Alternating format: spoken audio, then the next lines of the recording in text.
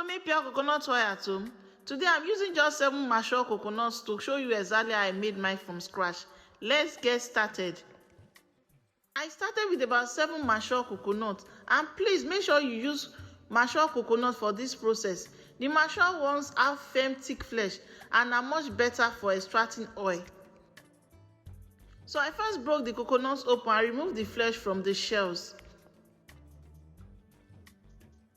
After that, I sliced the coconut flesh into smaller pieces and washed them properly. Once everything was cleaned, I took the sliced coconut to a commercial grinding machine and had it ground. If you have a powerful blender at home, you can also blend yours at home. The goal is simply to get the coconut properly broken down so we can extract as much milk as possible. After grinding the coconut, I brought it home and started extracting the coconut milk.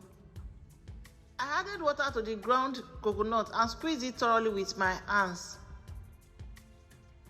You really want to take your time at this stage because the more milk you extract, the more useful material you have for making your oil. After extracting the first batch of milk, I didn't throw away the coconut shaft. I washed it again with more water, squeezed it and sieved it once more. I repeated this process to make sure I got as much of the coconut milk as possible. Once I finished extracting the coconut milk, I poured all the coconut milk together into a clean transparent bucket. I prefer using a transparent bucket because it makes it easier to see the separation taking place. Then covered the bucket and left it on the stove for about 24 hours. If you have a freezer, you can use it to speed up the separation process. But if you don't have one, don't worry. You can simply leave it at a room temperature and give it enough time to separate.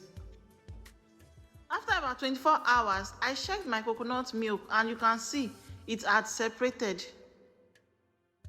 The thicker coconut cream had formed at the top. This is what we are looking for.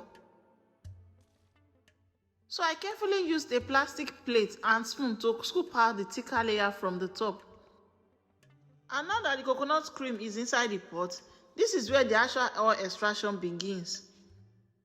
Next, I placed the pot on the fire and started cooking the coconut cream.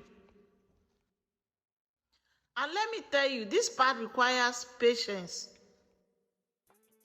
For my own batch, it took more than 2 hours to cook.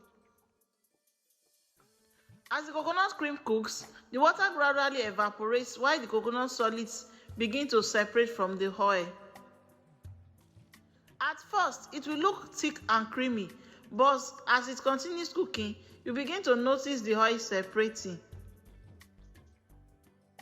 Don't expect to see large amount of oil immediately.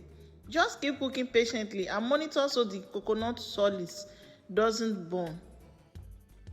After cooking for several hours, the coconut solid are separated from the oil. Then I took it off the heat and then strained and expressed out the remaining liquid to separate the oil from the coconut residue. At this point, I already had the coconut oil, but when I checked it, I felt there was still some water or moisture remaining. And because excess moisture can reduce the storage life of homemade oil, I didn't want to leave it that way. So I took the oil back to the fire and cooked it gently for a little longer. This helped to drive off the remaining moisture. Once I was satisfied, I turned off the heat and allowed the oil to cool completely. And just like that, my homemade coconut oil was ready. From about 7 matured coconuts, I went through the entire process from breaking the coconut, extracting the milk, allowing it to separate, cooking the cream, and finally getting the oil. It took some time, especially because the cooking alone took more than 2 hours, but the process is actually quite simple. If you are enjoying this tutorial, like, share, and subscribe for more simple DIY tutorials. And tell me in the comments, have you ever made coconut oil at home, or would you like to give this a try? Thanks for watching. I will see you in my next video. Bye bye.